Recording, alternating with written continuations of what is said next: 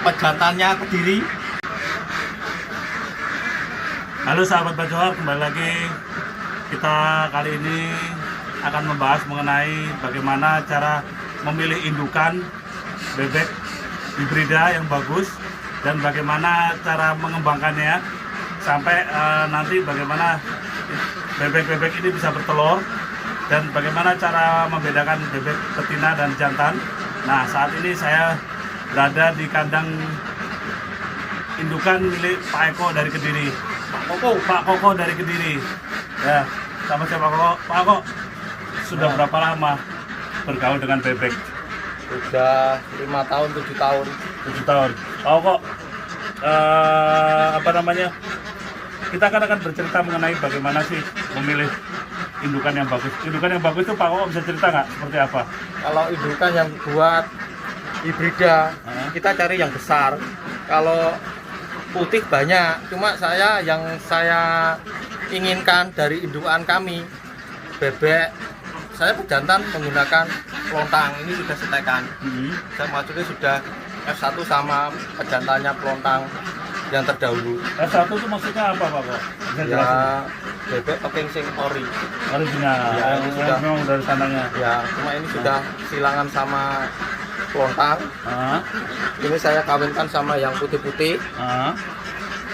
Biar menghasilkan telur hijau. Telur hijau seperti ini. Ya. Nah, ini. Telur ini telur hijau. Ini masih bayah. Ini masih bayah itu maksudnya apa ya? Masih bayah itu masih telur pemula lah. Oh, oke. Masih bintik, ini telur baru ini. Yang saya inginkan telur hibrida warna biru, anaknya putih. Oh. Jadi kalau kita misalkan DOD tidak laku, ini dijual asinan harganya naik. Bisa naik. Ini telurnya 90%, 80% itu telurnya hijau. Sama pejantannya ini, super ini. Bisa diceritain nggak Pak Eko, awal mengambil pejantannya itu dari mana aja? Ini ya persilangan yang di kandang gurah tadi. Persilangan yang di kandang gurah tadi kan ada bebek packing F1, saya silakan sama pelontang. Bebek pelontangnya Putra Prima Mandiri yang dahulu, PPM yang dahulu. PPM yang awal. PPM yang awal akhirnya turun ini. Ini genetiknya lebih besar dari yang semula. Nah, ini kan masyarakat awam ingin tahu nih ciri-ciri pejantan, terus ciri-ciri betina seperti apa, yang bagus di antara keduanya seperti apa? Kalau pejantan itu suaranya itu biasanya enggak, suaranya kecil. Kalau ininya ada jawabnya gini. Ini pejantan. Oh, ada ininya. Ya, kalau ini saudara pejantan ada ininya. Terus kalau betina enggak ada, hanya lurus gini. Lurus. Terus dari segi fisik, mata apa-apa. Nah, kalau kepala itu biasanya kalau bebek besar jumbo itu kepalanya kotak. Modelnya kotak nih ya? Ya, kotak-kotak kayak gini. Kayak yang situ-situ itu kotak-kotak. Kalau badan, kalau punyanya yang lain itu ada yang lebar, ini saya setekan lebar, panjang. Kalau yang punyanya terdahulu kan hanya panjang tapi lebarnya kurang. Ini kalau sudah silangan, lebar, panjang, ini bobot ini. Berat ya? Berat ini 4 kilo lebih nih. 4 kilo beratnya ya? 4 kilo lebih nih. Ini kayak F1 jenisnya. Jadi Ben, kalau dua-duanya itu speknya insya Allah 2 kilo up lah. 1,8 yang 2 kilo lah. Paling kecil 1,8. Dari anakan ini? Dari anakan ini. Nah. Tapi kemungkinan sampai 2 kilo yang sekarang aja sudah 2 kilo. Nah, saya kok pertanyaannya adalah berapa sih kalau mau modal usaha untuk bikin peternakan ini? Kalau ini kan bukan pangonan. Kalau bukan pangonan ini per ekornya itu ketemu biaya operasional 130-120 Ribu.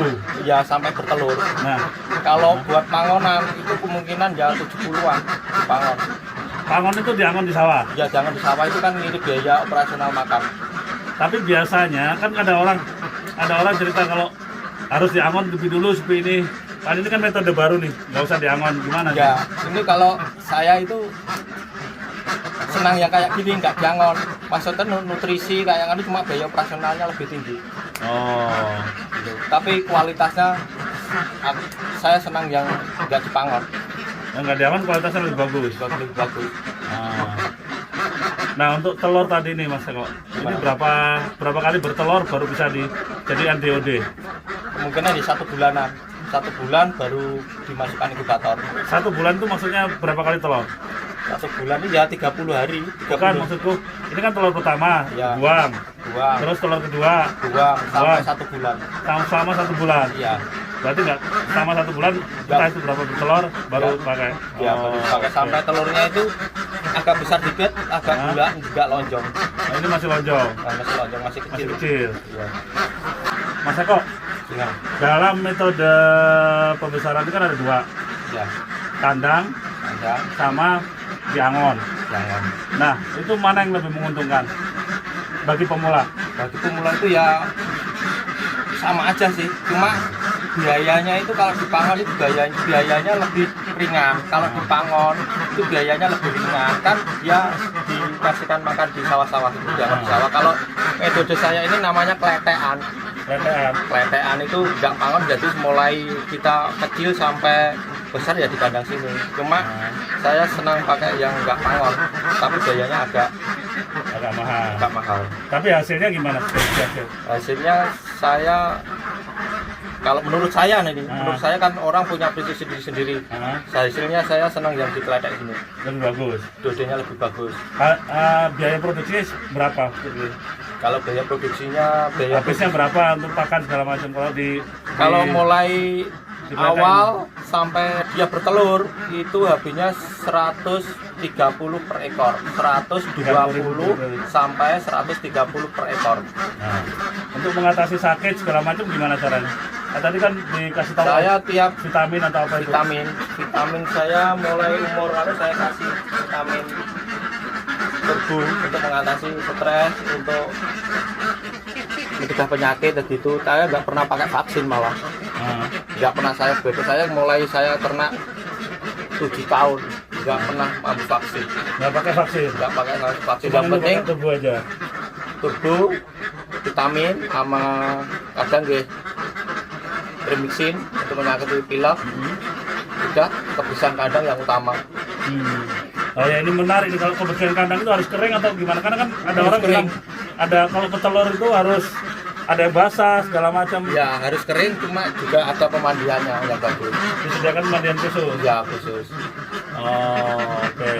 Sehingga mereka biasanya dimandikan di siang hari atau gimana? Ya di siang hari kayak gini. Di siang hari kayak gini kan mandi. Mandi. Nah, itu kan di siang hari itu biasanya mandi. Ah.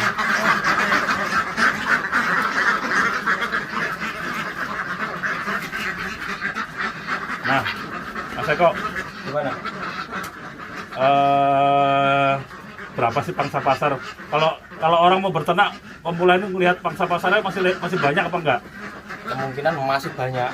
Hah? Kan kita kan namanya usaha kan gimana ya?